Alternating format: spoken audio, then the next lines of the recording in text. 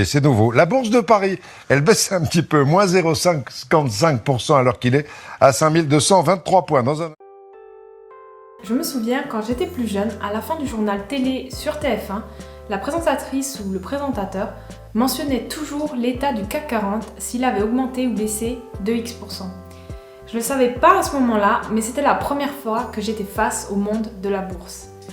Et peut-être que ça ne vous dit rien pour le moment, mais à la fin de cette vidéo, vous saurez aussi à quoi correspondent ces chiffres. Salut à tous, bienvenue sur cette chaîne. Pour ceux qui me découvrent au travers de cette vidéo, moi c'est Margot et j'ai pour but de vulgariser et d'expliquer des concepts de finance qui peuvent être un petit peu compliqués au début.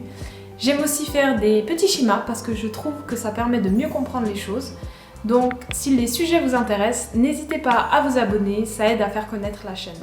On l'a vu dans la vidéo précédente, mais savoir sélectionner les bonnes actions en bourse demande du temps et des compétences. Et même si on sait tous qu'investir une partie de son patrimoine est une bonne idée, on n'a peut-être pas tous envie de se prendre la tête à chercher des entreprises rentables. Maintenant, imaginez qu'on vous propose d'acheter un pack d'actions qui soit automatiquement mis à jour avec les meilleures entreprises du moment. Vous n'auriez pas à vous soucier de savoir quelles actions choisir ni combien. Vous achetez ce pack et hop, l'affaire est réglée en 5 minutes. Eh bien, figurez-vous que ça existe déjà et c'est ce qu'on appelle les ETF. Définition d'un ETF. Les ETF ou trackers en anglais sont, comme je l'ai dit, des paniers d'actions. En achetant un ETF, c'est comme si vous achetiez une fraction de plusieurs entreprises en même temps. L'ETF est créé par ce qu'on appelle un émetteur.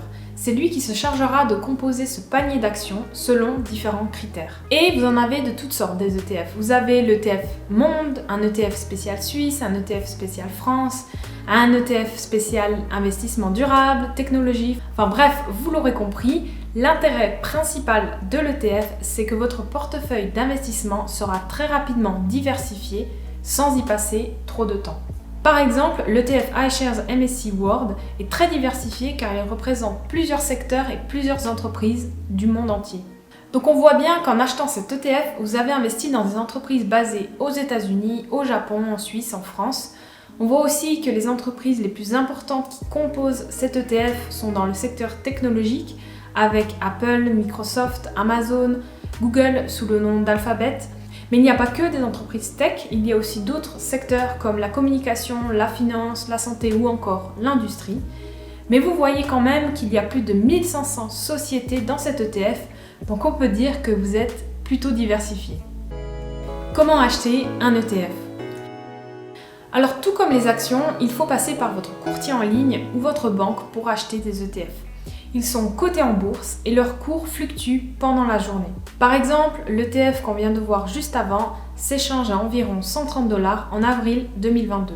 Et comme pour les actions, ils rapportent de l'argent via des plus-values en le revendant des années plus tard et certains reversent même des dividendes. Les avantages et les inconvénients des ETF. L'avantage principal, c'est qu'un ETF demande un temps de gestion très faible.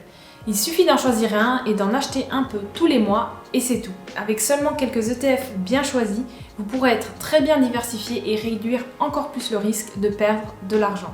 Mais en contrepartie, vous avez un portefeuille qui est certes diversifié et moins risqué, mais aussi avec un rendement inférieur par rapport à si vous aviez acheté quelques bonnes actions individuellement.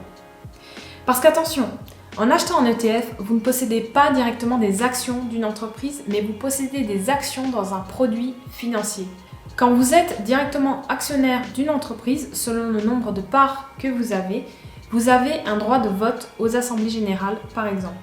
Avec un ETF, ce ne sera pas le cas. Un autre inconvénient, c'est que vous avez des frais.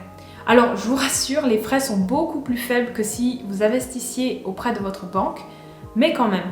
Par exemple, pour notre ETF iShares MSCI World, on est à 0,24%.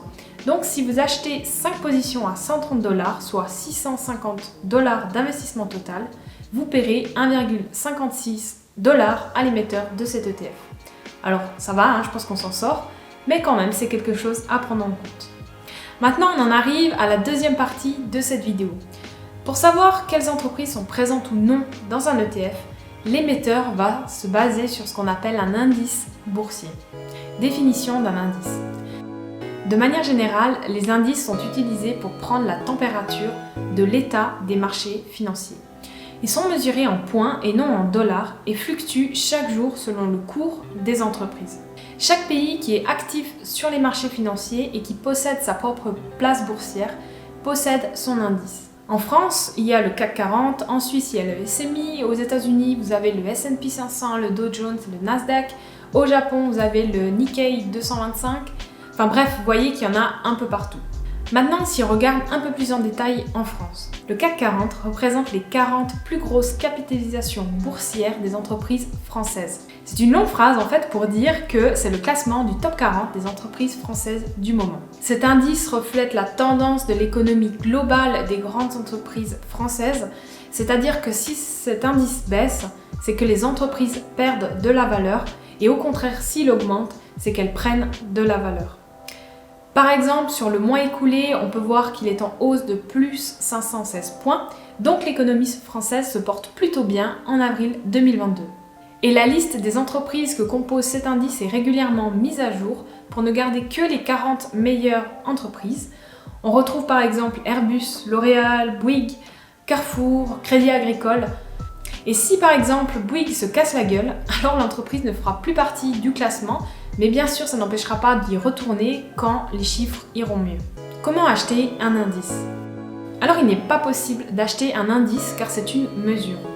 En revanche, vous pouvez acheter directement des actions des entreprises qui représentent cet indice, mais cette tactique risque de vous prendre du temps car vous devrez faire des mises à jour dès qu'une entreprise entre ou sort de la liste. L'alternative, et c'est là où vous commencez à comprendre, ce serait d'acheter un ETF qui réplique cet indice. Par exemple, au lieu d'acheter vous-même les 40 entreprises du CAC 40, vous pourriez acheter l'ETF qui réplique le CAC 40, le Lyxor ETF CAC 40.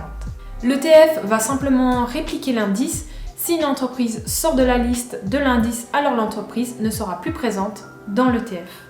En résumé, les ETF sont des fonds d'investissement composés de plusieurs actions d'entreprises de secteurs différents. Ils permettent une meilleure gestion du risque et les performances sont plus régulières dans le temps. Pour savoir de quoi est composé un ETF, on va regarder sur quel indice boursier il se base. Les indices sont des mesures, des indications pour connaître la santé des marchés financiers. Ils ne peuvent pas être achetés directement, mais il est possible de détenir les actions constituant cet indice, soit en achetant séparément chaque entreprise, soit en passant par un ETF qui réplique cet indice. Voilà, maintenant, lorsque vous regarderez le journal sur TF1 et que vous verrez le terme CAC 40, vous saurez enfin à quoi ça correspond. Si vous avez aimé ce que je raconte, alors n'hésitez pas à liker la vidéo et moi je vous dis à bientôt pour la prochaine.